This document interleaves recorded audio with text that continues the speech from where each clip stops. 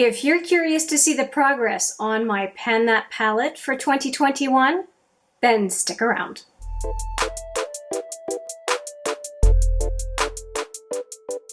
Hi there, it's Hélène and welcome back, or if it's your first time, welcome to HMM Makeup or Makeup. I do want to make a little announcement as I'm starting this video, and that is that I have my Instagram back up, not the original Instagram, but a new account because I have to start from scratch. Long story. So I have the new address for Instagram on the screen, and I do hope that you will decide to follow me there. I'm going to put a whole lot more pictures up there of swatches and progress pics for a number of projects. And so if you want to be able to go back and take a look at things, you have a great source there of some of my pictures and different aspects of what I do on this channel, but in more obviously stills and whatnots, including a Pan That palette section that you would see as just a recurring theme every month or so. So let's talk about this palette. This is the Smashbox Matte Exposure packaging, but very few of the shadows in here are actually Smashbox shadows anymore because I combined the Buxom Suede Seduction and the Smashbox Matte Exposure shadows into a single Pan That palette because I felt overwhelmed having two palettes that I was panning, and now I'm back to packaging that is very sturdy and that I really like, and just a format that works better for me having just one palette to worry about. I ended up using a total of 5 different shadows in here this past month, very much focused on specific pans, and that's what we'll take a look at here. And you'll see that they are all a little bit of a mess because they are repressed shadows, except for these 3 up here and this one down here. Everything else is a repressed shadow. And what I focused on, as a matter of fact, was this one, these 3, which are all hybrid highlighters made with Buxom shadows. And I had more pans than I had Buxom shadows, so I did a little bit of Franken shadowing all over the place. These are also Franken shadows. But my focus this past month was this pan on the outer lid, outer crease once. I think I used it twice or 3 times this past month. And then this one on the brow bone for most of my looks, actually, except when I was making a point of using a brow bone color that was in one of the Anastasia Beverly Hills palettes that I was using. But if I wasn't, then I went straight to these 3 that are slightly different. Some are a little bit more sparkly than others. And then this particular color here, which is Black Plum. And then this one was the one that I used the absolute most because I used it to set my primer and then go in with whichever colorful palette that I wanted to use.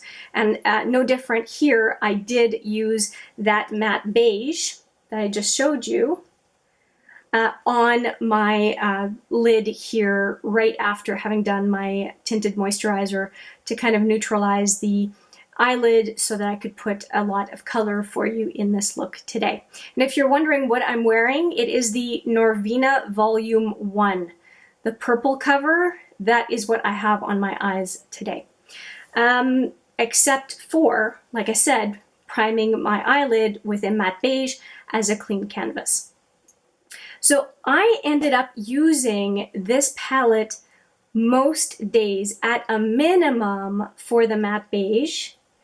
And the most common combination was the matte beige and then also one of those brow highlighter pans.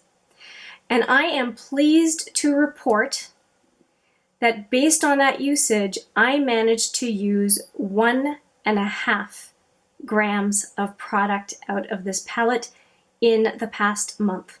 And 1.5 grams for this palette means 1.5 shadows. So I did quite a fair amount of usage out of this palette in the past month-ish, and I'm really, really pleased with that. For the coming month, I am intending to do the same thing, to use that deep color called Blackberry, to use that one, the 3 highlighters, and the matte beige. Those are the 5 that I'm focusing on right now. I have no change in what I'm intending to do over the coming period. Now, if you want to see all of the progress with this new Pan That palette, I am going to leave you to the progress pictures, and I'll wrap it up at the end.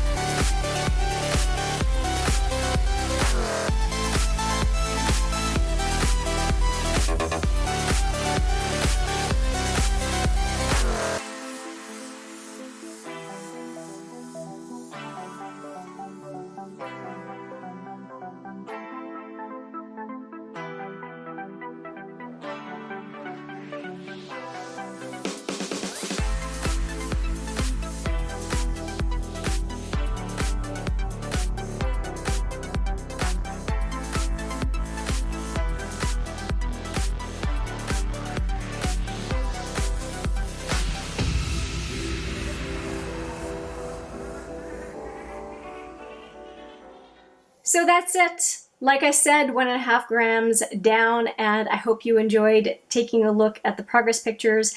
If you have any tips or tricks or thoughts on my panning progress, I would love to hear it in the comments. And with that, I will say thank you so much for watching. I appreciate it every single time, and I look forward to seeing you in the next video. But for now, take care.